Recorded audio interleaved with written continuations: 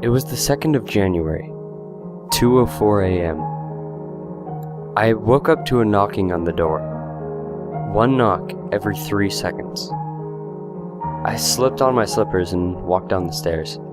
As I walked down, the knocking on the door got faster, almost like a heartbeat. When I got to the door, the knocking stopped. I looked outside, and nobody was there. I went back up to my room and went back to bed, thinking it was just some kids playing a prank.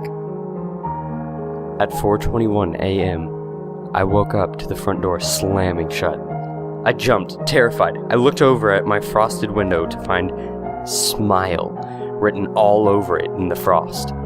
I grabbed my phone next to me, ready to call 911, only to find a message written on it saying, "I told you to smile." I cried and ran for my life, running outside.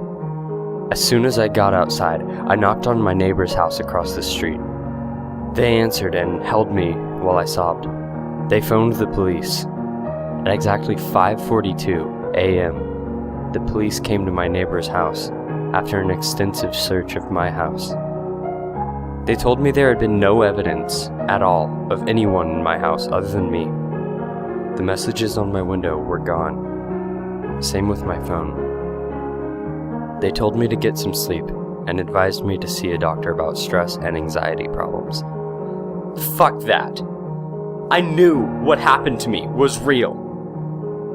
The following evening, after spending the day at my neighbor's, I went home.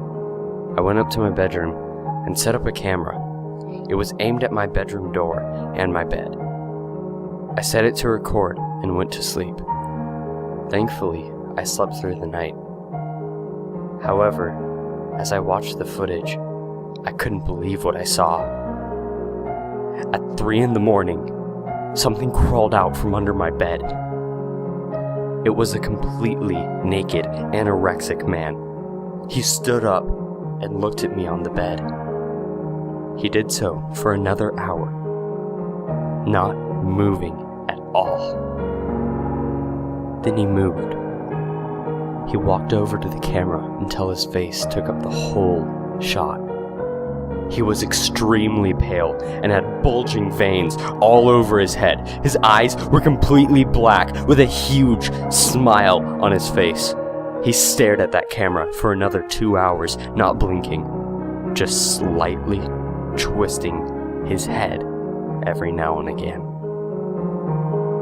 After 2 hours of him staring went past, he walked back over to my bed and crawled back under. I skipped the video forward until it showed me getting up and walking over to the camera. The video finished. I was frozen with fear.